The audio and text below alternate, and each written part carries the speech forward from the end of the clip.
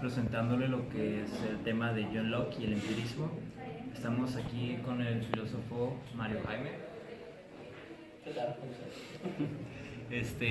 Y vamos a iniciar con las preguntas. ¿Yo? Primeramente, ¿qué conocimientos tiene sobre el empirismo? ¿Qué tal? Muchas gracias. Bueno, el empirismo es una corriente filosófica cuya tesis principal es que solo podemos conocer por medio de los sentidos la realidad a través de la experiencia, pero no la esencia de las cosas.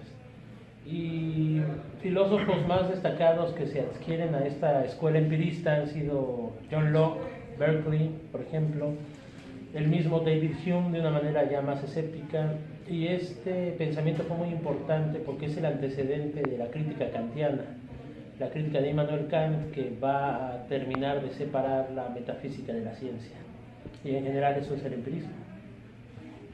Muy bien.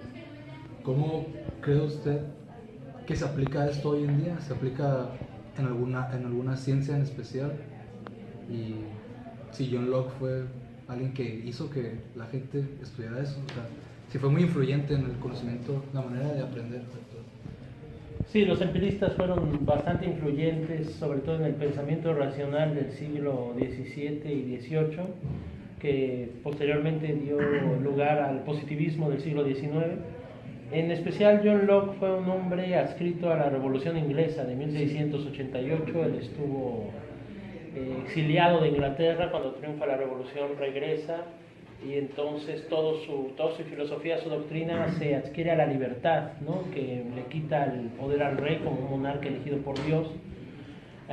Y epistemológicamente su empirismo sí influye sobre el desarrollo epistemológico de las ciencias actuales, en la manera en que se adquiere de alguna manera un tipo de idealismo kantiano o un realismo positivista, de la siguiente manera. Según Locke, en su ensayo sobre el principio del entendimiento humano, el hombre solo puede conocer las cosas a través de sus sentidos, pero sus sentidos no detectan las cosas tal como son, no pueden detectar la esencia de las cosas, sino que lo interpretan, hacen una interpretación. O sea, digamos que el propio cuerpo humano es la frontera entre la esencia de la realidad y la interpretación de la realidad. Y eso influyó mucho en las metodologías científicas positivistas, porque en la física, por ejemplo, que es una filosofía realista, los físicos creen que lo externo existe fuera de la mente humana y que nuestros sentidos son capaces de entenderlo, pero quizá no tal cual es. Por eso necesitamos instrumentos que validen esta cosa. Recuerden ustedes que John Locke era amigo de Sir Robert Boyle, el gran físico, que hizo una teoría sobre los colores. Entonces Locke, uno de sus grandes ejemplos son si los colores existen como esencias o no existen, solo son interpretaciones, digamos, hoy diríamos del cerebro humano. No estaba hablando del cerebro, ese espíritu, ¿no? Pero es más o menos lo mismo. Así que el empirismo es como Santo Tomás, hasta no ver, no creer, ¿no? O sea, solamente el conocimiento viene a partir de la experiencia sensible, pero es incapaz de acceder a la esencia de las cosas. Que es como una traducción, se podría decir, una manera de interpretarla. Ajá. Como tú entiendas. Sí, como tú entiendas a partir de lo que sientes. Ajá. Algo así. Entonces, ¿es seguro decir que el empirismo está ligado al relativismo? Porque según es la percepción de las cosas. Está ligado, sí, pero John Locke no se consideraría jamás un relativista. De hecho, él estaría en contra del relativismo. El relativismo parte de la frase de Protágoras de que el hombre es la medida de todas las cosas. Y es más el pensamiento de Nietzsche, ¿no? En el pensamiento de Nietzsche no hay hechos, hay interpretaciones de los hechos como tal. En esto puede parecerse a John Locke, pero no es exactamente lo mismo. Porque John Locke lo que está diciendo es que no se puede conocer la esencia de las cosas, pero aún así la realidad no es relativa. No es relativa, o sea, los sentidos la pueden detectar tal cual es, pero no podemos interpretar cómo es exactamente. Hay que recordar que John Locke era un cristiano anglicano, y para él todo el conocimiento venía a partir de Dios. Es decir, nosotros no podemos conocer a Dios por medio de nuestros sentidos, pero para Locke existe como una realidad fuera de la mente humana. Entonces no consideraría yo a Locke como relativista. Él hubiera estado en contra de esa postura. Entonces, ¿cómo el empirismo de John Locke se manifiesta en lo que es la idea de Dios? ¿Cómo él tiene este conocimiento sin una experiencia previa? Esto es un juego mental que muchos creyentes siempre usan para justificar a Dios, ¿no? Por ejemplo, Descartes, que también no es exactamente un empirista, pero está en este siglo del racionalismo, él dice que duda de todo, pero no duda de Dios. Entonces, ¿qué clase de duda es esa? Realmente no está dudando. Y llegan a través de malabares, digamos, filosóficos, mentales. Por ejemplo, Descartes dice que el hombre no es perfecto, pero si hubiera Dios debería ser perfecto. Por lo tanto, ¿quién me puso la idea de perfección en mí? Pues tuvo que haber sido un ente perfecto, por lo tanto Dios existe racionalmente. Y los conocimientos innatos.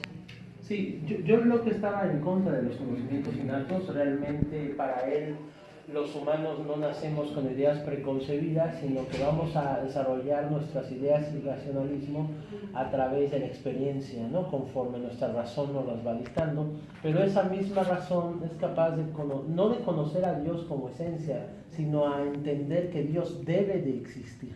Porque esto viene desde Santo Tomás de Aquino, ¿no? La existencia de Dios es mucho más racional que el ateísmo. De hecho, John Locke decía que había que tolerarlo todo, menos a los católicos y a los ateos. Porque él, como buen protestante, era enemigo del Papa, de los papistas, y él decía que los católicos querían imponer una verdad absoluta, y por otro lado, los ateos, al negar que Dios existe como realidad, están negando el principio racional del mundo.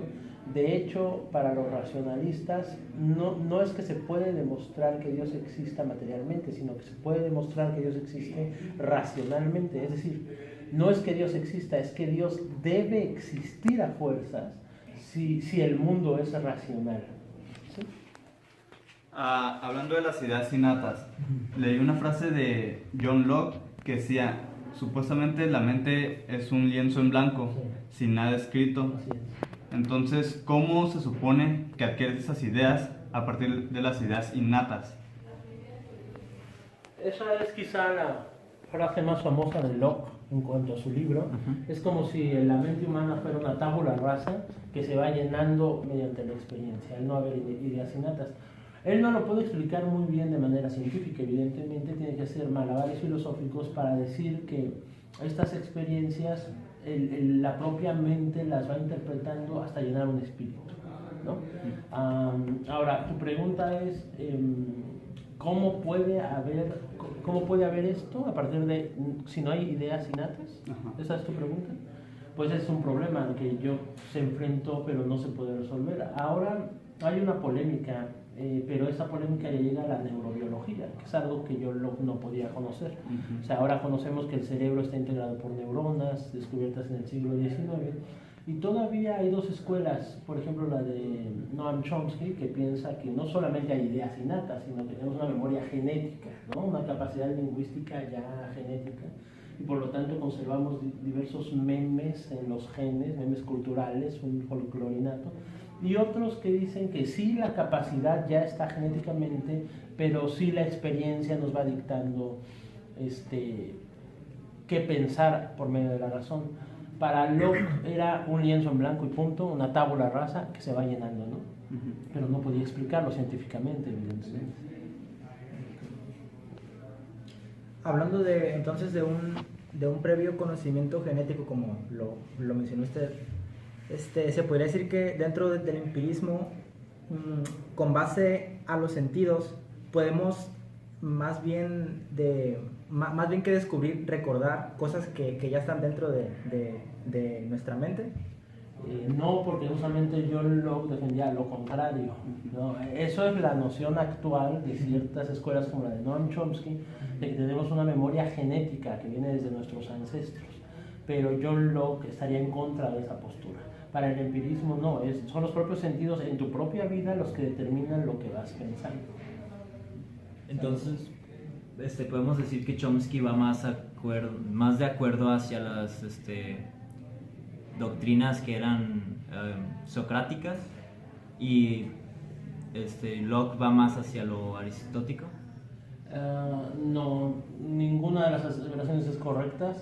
De hecho, John Locke está en contra de Aristóteles. La mayoría de los empiristas y los racionalistas, sobre todo protestantes del siglo XVII, van a luchar contra Aristóteles. Francis Bacon, el propio Descartes, aunque es católico, John Locke, Berkeley, su gran enemigo es la escolástica aristotélica, porque para Aristóteles y después para la escolástica todo el mundo se rige a través de una lógica. El problema es que para que haya una lógica debe haber un conocimiento previo, y entonces lo que está suponiendo el empirismo es todo lo contrario, el conocimiento se va adquiriendo, no es previo a. Entonces el gran enemigo es Aristóteles.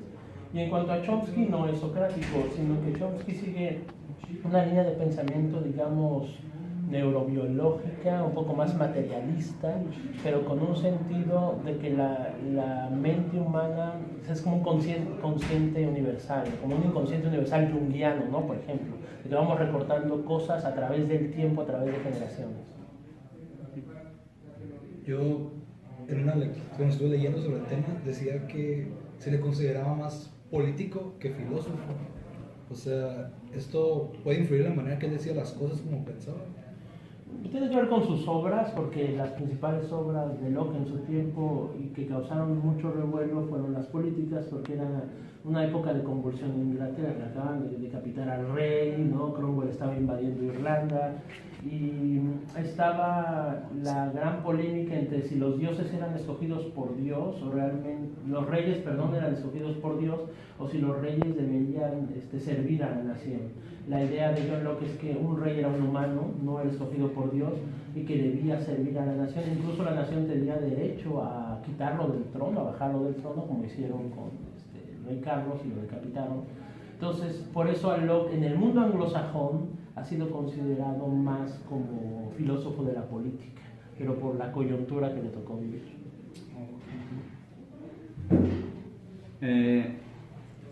Basado en el empirismo, ¿John Locke llegó a desarrollar un fundamento base así propio o fue algo más en general? Las dos cosas. Se basó generalmente en las ideas empiristas de su época, ¿no? Junto con Berkeley. Recuerden ustedes que John Locke publica esto al mismo tiempo que Newton publica su principio de matemática, y entonces Newton había hecho sus experimentos de óptica por medio de los prismas, y para Newton los propios sentidos pueden interpretar el mundo al describirlo matemáticamente. También Robert Boyle. Entonces las teorías científicas de Boyle, de Newton, influyeron mucho en el empirismo de la época. Entonces sí hay una base, pero dentro de esa base también hay una originalidad, que es la de Locke, o sea, él tiene un pensamiento original dentro de ese empirismo. ¿Se puede considerar a John Locke como alguien adelantado a su época? Porque estoy discutiendo que tenía una idea de contra el rey, y en ese tiempo era un momento donde la gente creía en Dios, era lo máximo, y no... Sí. Y ser una persona que piensa, que le quita ese poder. O sea, él escribe eso cuando ya la revolución ha triunfado, es decir, cuando ya decapitaron al rey, cuando ya es más fácil decir, pues el rey no está erigido por los dioses. O sea, no es un pensamiento que él haya inventado, sino que es un pensamiento que está en su época revolucionaria. Es bien difícil, es muy relativo decir que alguien está adelantado a su época. Sí. ¿No? Realmente todos están bebiendo de su propia época, pero lo que hacen es una síntesis nueva, ¿no? que forma otra época. Ahora, ¿qué tanto ha influido John Locke, específicamente él, sobre la epistemología o la filosofía posterior? No tanto, no crean que... O sea, está dentro de los filósofos más importantes en la historia de Inglaterra, pero no ha influido así muchísimo. O sea, realmente el que trastocó toda la filosofía, el que le dio una vuelta de tuerca basado en el empirismo, fue Immanuel Kant, que tomó las ideas de Locke, de Berkeley y de Hume y que las criticó, pero desde el idealismo. Entonces, digamos que Locke le sirvió de base para una revolución mayor filosófica, que es el idealismo trascendental kantiano. Entonces es más como un escalón para llegar. Ahorita podríamos considerarlo así. Bueno, pues muchas gracias por hablarnos de John Locke, este gran personaje. De antemano, gracias por compartirnos su conocimiento, y pues eso es todo. Gracias a ustedes.